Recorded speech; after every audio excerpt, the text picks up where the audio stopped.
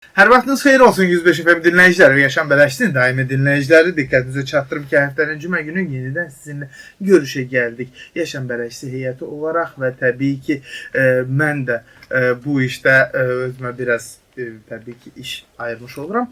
Yəni, yeni sağlamlıq haqqında mövzuları aşkarlayır və onu müzakirəyə çıxarırıq və həmin mövzularda da bizi tək qoymayan həkimlərimiz var, hansı ki, gəlib studiyada sizə məlumat vermək üçün mənim həm söhbətlərim olurlar. Diqqətinizə çatdırım ki, bugün sizə bir saat ərzində bələdçilik edəcək psixoloqunuz Cavid Əhədov. Bəli, hörmətli 105 FM dinləyiciləri və Yaşam Bələşdinin daimi dinləyiciləri, siz artıq anonslardan da eşitdiyiniz kimi biz bugün endokrin xəstəliklərin gözlərimizdə yarada biləcək hər hansısa bir fəsadlarından danışacağıq. Təbii ki, bugün də anonslardan da eşitdiyiniz kimi İstanbul Enes Klinikasının göz mərkəzinin şöbə müdürü Ergün Rəşdərzadə bizimlə bərabərdir. Xoş gəlib, səfa gətirib bizim Ergün həkim.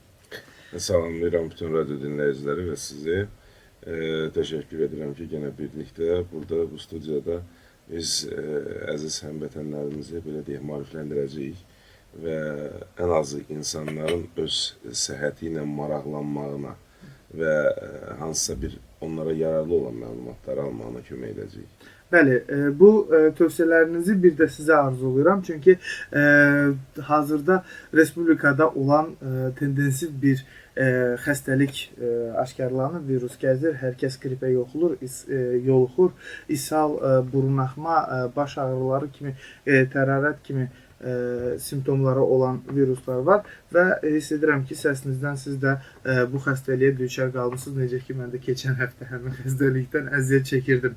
Lakin istəyirəm, endokrin xəstəliklər deyəndə nəyi nəzərdə tuturuq və onların bizim gözlərimizdə nə kimi fəsadı ola bilər? Onun haqqında danışaq.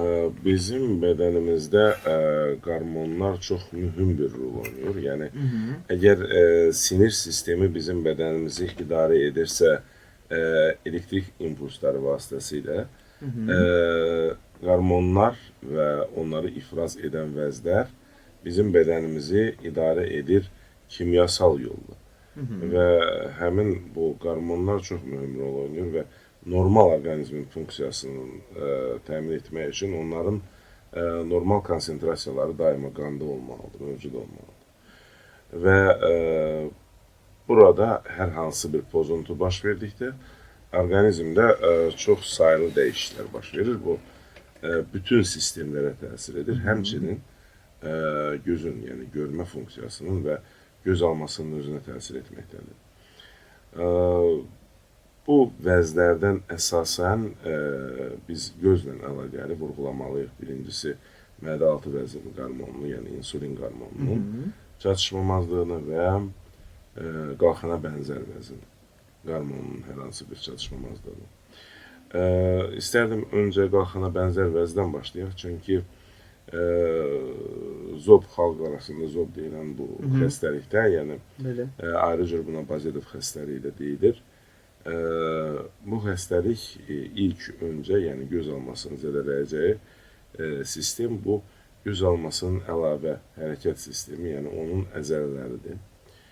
Və uzun müddət bu xəstəliyin insanda mövcud olmağı və qeyri-düzgün, belə deyək, terapiya və ya terapiyanın aparılmaması, müalicənin aparılmaması, qarmon əvəz edici müalicənin aparılmaması gətirib ona çıxardır ki, bizim göz almasının əzəlləri və onun ətrafında olan büyü toxuması getdikcə proliferasiya, yəni artıma uğrayır və bu nəticədə bu insanların gözləri başlayır önə doğru ilerləməyə və görürsünüzsə ki, belə insanlara baxanda elə ki, gözlərin bərəldi bilər və bu xəstələr hiss edirlər ki, dövr keçdikcə elə bir ki, göz alması böyüyür. Əslində, göz alması böyümür.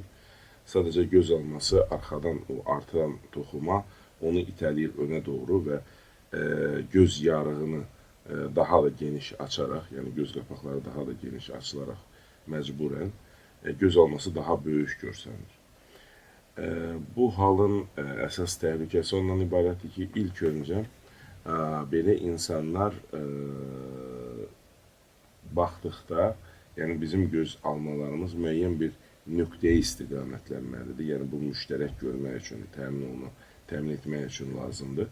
Və bu halda əgər göz alması yerin dəyişirsə, İstər-istəməz iki görmə baş verə bilir. Yəni iki görmə narahat edə bilir belə xəstələri. İkinci məqam hansı ki təhlükəlidir, bu odur ki, gözün arxasından göstərilən təzyiq eyni zamanda göz almasının təzyiqinə, daxili təzyiqinə təsir edir və bu göz daxili təzyiqin qalxması ilə müşahidə oluna bilir. Üçüncü təhlükəli məqam odur ki, dediyimiz kimi göz alması irəliləyir qabağa və göz yarığı daha da geniş açılır və belə insanlar, məsələn, gecə vaxtı yatanda əgər bizim gözümüz normal yumulursa, onların həmin o irəliyə gəlmiş göz almasının qapaqları tam yumulmur. Və bu halda gözün buynuz qışası gecə vaxtı əsasən çox açıq qaldığına görə göz quruyur səthi və bu keratitlərə gətirib çıxardır, yəni eroziya əmələ gəlir, xora əmələ gəlir buynuz qışada. Yəni gördüyümüz kimi, baxmayaraq ki, bu tək bir hansısa amildir, amma çox fəsadlara gətirib çıxarda bilir, yəni göz almasının irəli gəlməyi. Belə hallarda əlbəttə ki, terapiya getməlidir, amma düzgün seçim etmək lazımdır. İlk öncə əlbəttə ki, qarmon əvəzedici müalicə aparılmalıdır, yəni endokrinoloq tərəfindən. Onunla bir yerdə əgər göz almasının qapaqları tam yumulmursa, mütləq şəkildə süni göz yaşları və daha uzun müddət gözün səthində qalan nəmləndiricilər, lumbrikantlar məlhəmlərdən istifadə olunmalıdır. Əgər ehtiyac varsa, mexaniki şəkildə göz qapağının bağlanması, yəni xüsusi yapışqanlardır. Üçüncü məqam, əgər qarmon əvəzedici terapiya aparılırsa və artıq müəyyən dövrdən sonra istənilən terapevtik effekt alınmırsa, o zaman göz həkimi tərəfindən də müdaxilə olunmalıdır. İlk öncə bu göz ətrafı xüsusi steroid dərmanların vurulmasıdır. Həmin dərmanlar vurularaq əzələlərin müəyyən dərəcədə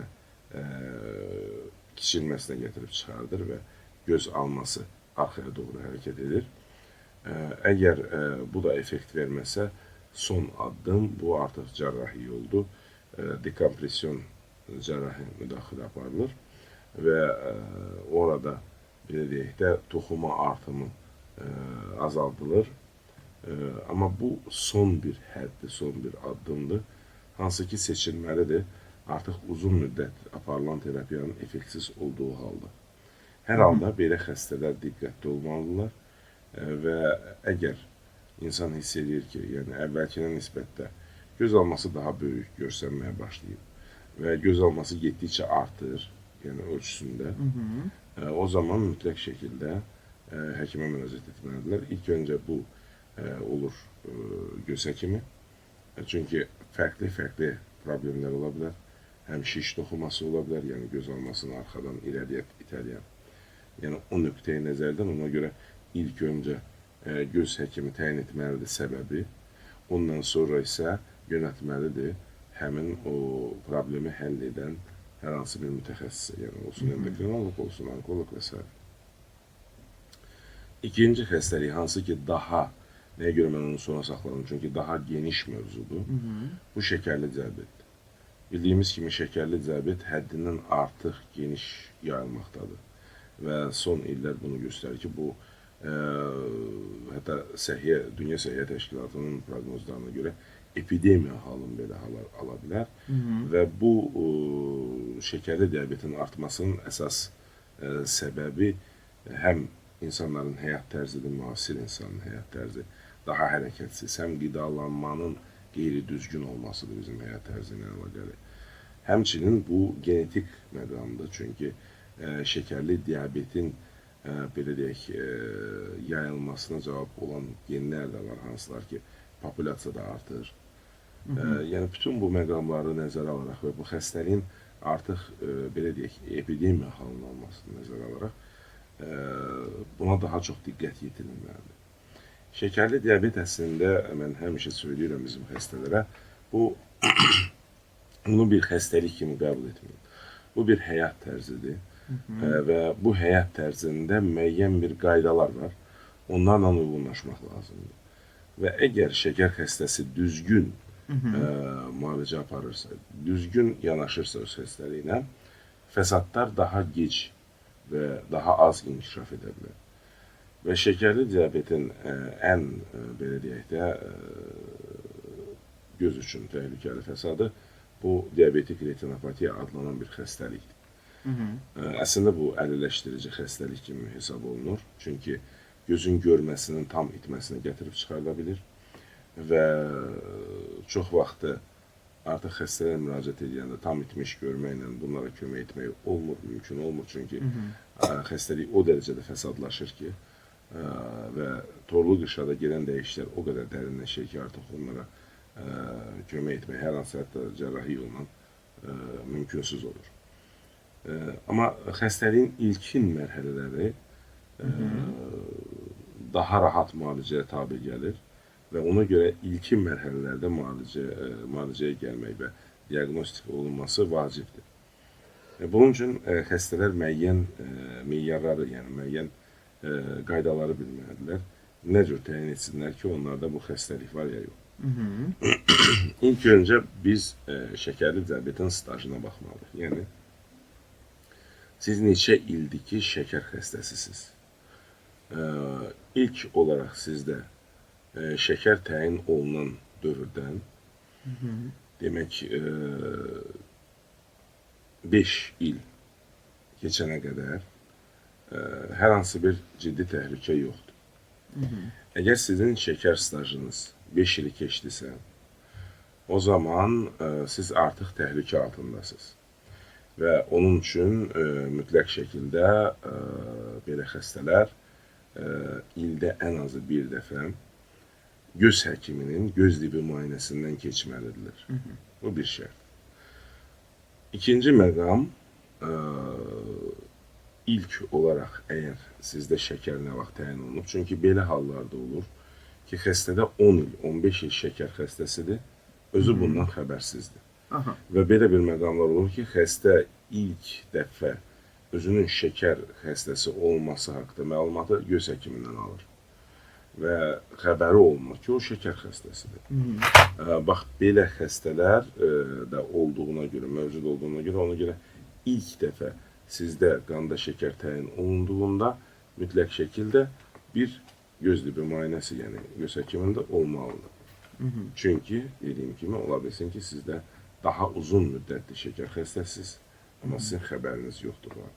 Bəli, hörmətli 105 FM dinləyiciləri, diqqətinizə çatdırıldı ki, siz bizə bir telefon zəng qədər yaxın, eyni zamanda bir mesaj yazacaq qədər, istər səsli, istərsə yazılı mesajlarınız qədər yaxınsınız. Buyurun, aktiv olun, suallarınızı mən və yaxud da bizim dəyərli həkimimiz oftalmoloq Ergün Rəşdəzadə cavablandırsın və Ergün həkimin də telefon nömrələri sizin diqqətinizə çatdırıldı ki, əgər ki sualınız varsa, efirdən sonra da həmin bizim artıq ambulans nömrəmizlə əlaqə saxlaya bilərsiniz. Gözlə bağlı ən birinci təcili yardım olaraq o nömrəni qeyd edə bilərsiniz.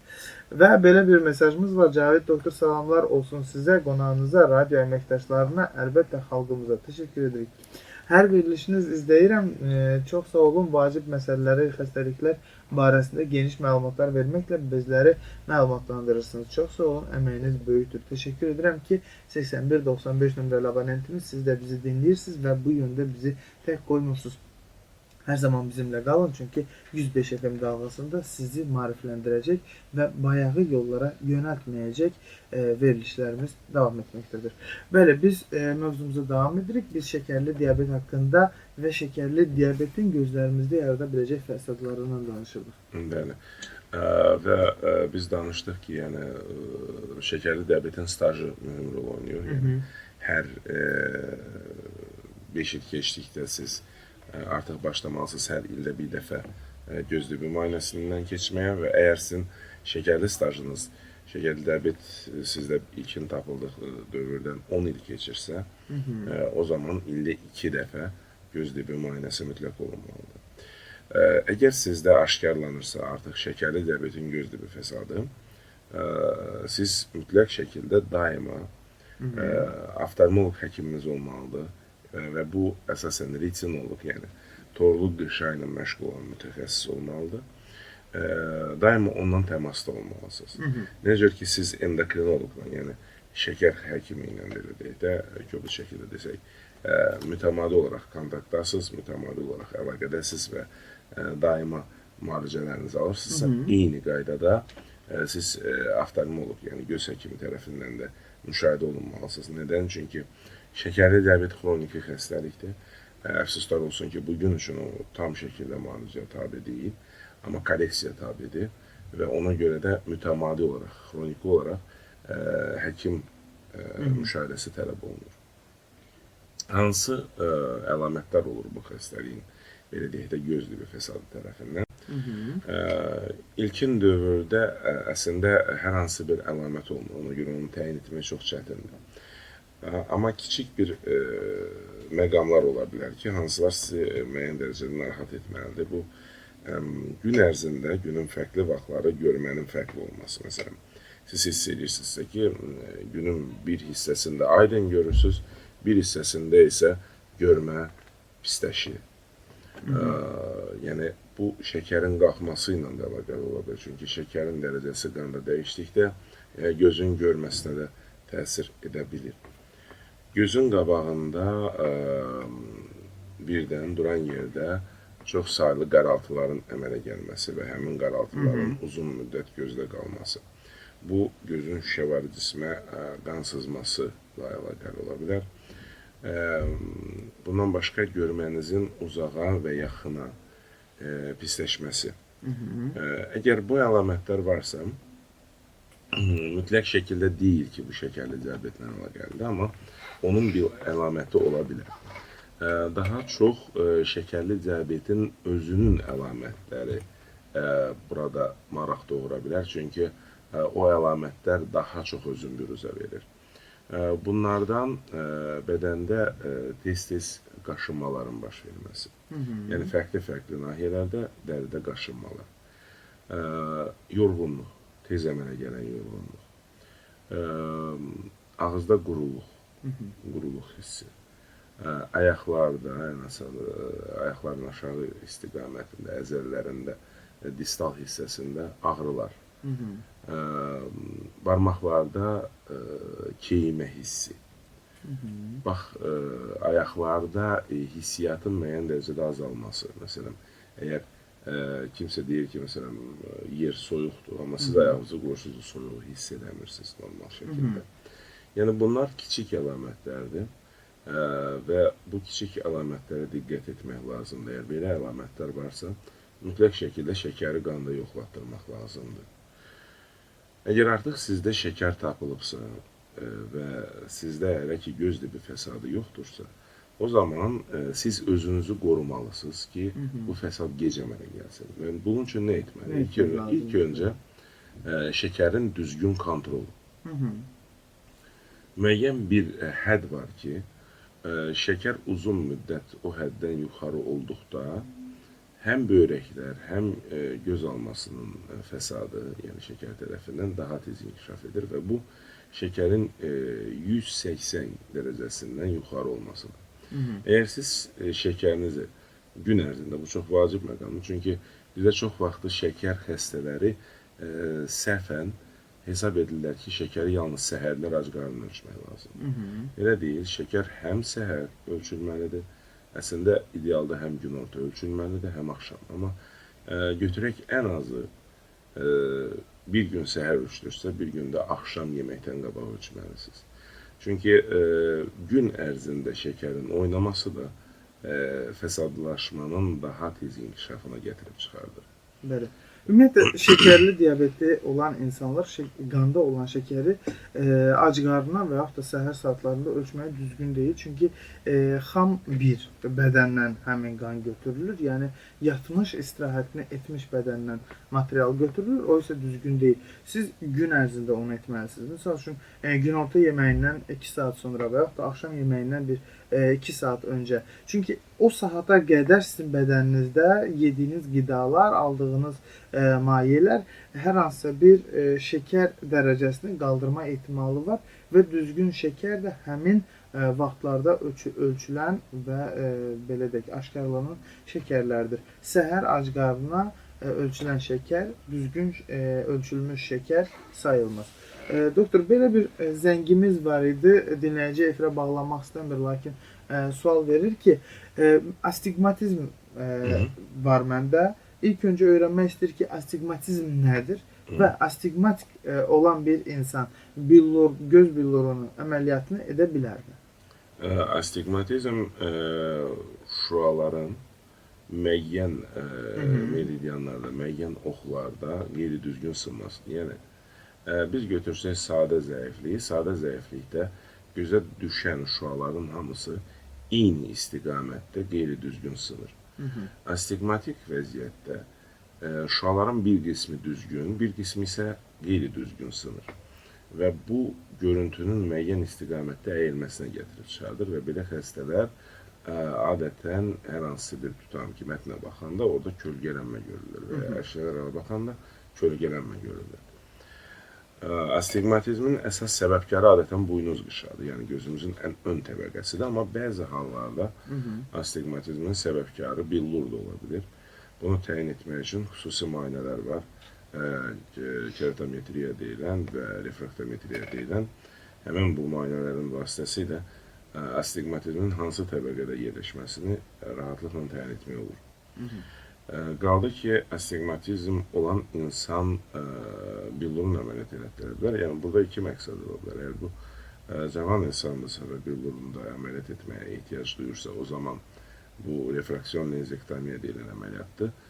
Nə zaman ki, gözdəki şüa sındırma qüvvəsini korreksiya etmək üçün, yəni gözdə tutam ki, zəiflik var yüksək dərəcəli, bu insan eynək taxır və o eynəkdən can qurtarmaq üçün o məqsədlə əməliyyat edir billurunu. O zaman bəli olur və belə insanlarda xüsusi torik deyilən billurlar implantasyonunu ki, həmin o astigmatizmdə korrektə edə bilir o billurları. İkinci halda isə bu yaşlarla gəlir, mirvari suyu tutam ki, inkişaf etmiş insanlardadır, kimdə ki astigmatizm var. Həmin insanlarda bəli əməliyyat oluna bilər. Onların əməliyyatında isə həm astigmatizmin dərəcəsindən asılı olaraq həm torik billurlar implantasiya oluna bilər, həm adi billurlar implantasiya olunaraq gözün buynuz qışasındadırsa əgər edirik, onlarda relaks edici kəsiklər vasitəsilə astigmatizm azaldıla bilir və o yetərli olur ki, onlar istədiyi görmə funksiyasını əldə etsinlər. Aydındır və növbəti zəngimiz var, istəyirəm eşidək, görək nə istəyirlər. Hər vaxtınız xeyir, kiminlə danışırıq? Ben size təşəkkürlü edirəm, doktorunuza da təşəkkürlü edirəm. Ben doktorun bir dənə sualım var ona, xahiş edirəm. İlk öncə mənim sualıma cavab verə, siz özünüzü təqdim edin, adınızı bilək. Adım Səfər. Buyurun Səfər bəy, biz sizə eşidirik. Ben bir dənə sualımdan var, xəstələrim şəkəsini səhvəyəm, 2 kilollar təxmini. Ondan bir dənə sualımı xahiş edirəm ki, mən nə yeməyə bilərəm ki, mənim gözlərimdə biraz belə ağrılar olur belə. Benim deyiləcək o göz şəkədən ola bilər. Nə yeməsəm mənə xeyir eləyər? Yemək, yəni aldığı qidanı soruşursunuz, düzdürmü? Nə yeməyə bilərəm də? Nə yeməli deyil qida olaraq. Təşəkkür edirik Səfər bəy. Ümumiyyətlə qida olaraq şəkər xəstələri ümumiyyətlə pəhriz saxlamalıdırlar və bu pəhriz yetəri qədər mürəkkəbdir. Nədən mürəkkəbdir? Çünki karbohidratların konsentrasiyası, yəni miqdarı düzgün hesablanmalıdır. Bunu adətən endokrinoloqlarla diyetoloqlar etməlidir. Normalda əlbəttə ki, belə insanlar öz qidalanmalarında karbohidratları azaltmalıdırlar, mütləq şərtdir. Bundan başqa elə bir qida növləri var ki, hansılarının vasitəsilə müəyyən dərəcədə şəkərin dərəcəsini də korrekt etmək olur. Bu məsələn xalq arasında tombalan və belə deyək də tapinambur adlanan bir bitkidir. Bir cür yer alması da buna deyirlər. Kartofa oxşayan bir kökdür. Şirinvari bir dadı var. Bəli, şirinvari bir dadı var və onun tərkibində inulin deyilən bir maddə var ki, hansı insulinə çox oxşuyur öz quruluşuna görə və həmin hallarda onun müəyyən dərəcədə məsələn əgər siz kartofu xoşlayırsınızsa onunla əvəz olunması hətta şəkərin aşağı düşməsinə gətirib çıxardır. Çox vaxt sual verirlər alkoqollu içkilər haqqında. Yəni alkoqollu içkilərdən ümumiyyətlə pivədir, çaxırdır, yəni belə alkoqollu içkilər ümumiyyətlə olmaz, istifadə etməməlidirlər. Az miqdarda, yəni sırf etil spirti tərkibində olan, məsələn, araq adlanan, yəni içkiləri istifadə etməsi mümkündür, amma çox az miqdarda. Amma hər halda biz onu tövsiyə etmirik. Tövsiyə etmirik, amma bəzi hallarda mən sizə onu vurğulayıram, çünki çox vaxtı bu şəkər xəstələrinin yəni sualları olur, onların tərəfindən verilən sualdır. Əslində, yəni etil spirti az miqdarda, yəni də onu vurğulayıram, insulinin təsirini qüvvətləndirir və əgər şəkərli diabet xəstəsi insulindən də istifadə edirsə və həmən gün alkoqollu içki istifadə edibsə, öz şəkərini düzgün kontrol etməlidir. Nədən? Çünki bəzi hallarda onlarda əksinə hipoglikemiya, yəni şəkərin kəskin düşməsi baş verə bilər. Və bu hallarda, yəni komatoz vəziyyət, çünki komatoz vəziyyət şəkər xəstələrində iki halda baş verir. Həm şəkərin həddindən artıq yuxarı qalxdığında və həm həddindən artıq aşağı düşdüyündə. Ona görə ümumiyyətlə belə xəstələr mütəmadi olaraq öz yanlarında ən azı bir parça qənd gəzdirməlidirlər. Çünki hipoglikemik şok olduğu məqamda onlar həmin qənd parçasını dillərinin altına qoyaraq, yəni o haldan müəyyən dərəcədə çıxa bilər. Bəli. Hər vaxtınız xeyir, kiminlə danışırıq? Alo, salam eləyəcək. Salam. Mənim Azərbaycanın xeyirxah oğulları. Teşekkür ederim. Surət xanımdır sizinlə. Buyurun Surət xanım. Biz Sizin daimi dinləyiciniz. Azərbaycan radiosunun vurğunu. Teşekkür ederim. Çok sağ olun. Var olun. Mən Elgün müəllimi də salamlayıram. Təşəkkürlər. Sağ olun. Allah sizə də şəfa versin. Öskürürsünüz də həkim. Sağ olun. Allah'tan sizə şəfa diləyirəm. Təşəkkürlər. Həkim, sənə qurban olum. Bu noyabrda mən gəlmişdim, orada ümumi yoxlamadan keçdim. Danışmışam sizdən, ondan sonra bir dəfə də əlaqə saxlamışdım. Demişdim şəxsən gəlin, məni siz özünüz müayinə eləyin, dəqiq diaqnozumu bilmək istəyirəm. Tənbəlliyimdən gələ bilmədim. Sənə fazla qurban. Olarmı ki, mən sabah gəlim, siz vaxtı deyin, sizə nə vaxtı münasib? Sabah əfsuslar olsun ki, biz işdə deyilik. O ancaq bizdə gələn həftəyə düşəcəkdir. Gələn həftənin ikinci günü Gələn siz həftənin, buyurub. yəni hər hansı bir günü saat 2-4 arası, yəni mən sizi gözləyirəm. Hər hansı gün olsa, siz yaxınlaşırsınız İstanbul MS klinikasına, müraciət edirsiniz və resepsiyonda deyirsiniz ki, orada İlgün Ülk həkim özü çağırıbdır, mən radiodan gəlmişəm, yaşam bələdçisinə və sizi keçirdəcəklər yanıma. Çox sağ olun. Allah şəkildə köməyiniz olsun. Allah sizdən razı olsun. Sağ olun. Allah sizin kimi xeyirxah insanları Azərbaycandan əski eləməsin. Sağ olun, Amin. siz var olasınız. Amin deyirəm. Teşekkür ederim güzel sözleriniz için. Çok sağ olun. Var olun. Her zaman bizimle kalın. Çünkü 105 FM dalğası insanları marifləndirmək üçün və bayağılığa sürükləməmək şərtilə öz işini davam etdirməkdədir. Bəli həkim, saatlarımız artıq 12:47-ci dəqiqəni göstərir. Bu isə o deməkdir ki, yavaş-yavaş biz efirimizi yekunlaşdıracağıq. Amma biz müalicədən danışmadıq. Hansı üsullardan, hansı metodlardan istifadə olunur endokrin xəstəliklə yanaşı yaranmış göz fəsadlarında? Yəni, bundan öncə biz qalxana bənzər vəzlə əlaqəli olan müalicələr sadaladıq. Şəkərli diabetdə vəziyyət biraz mürəkkəbdir. Çünki bu xəstələrdə göz dibi fəsadı və göz fəsadları dayanmadan inkişafdadır. O nöqteyi nəzərdən mütəmadi olaraq müalicə aparılmalıdır.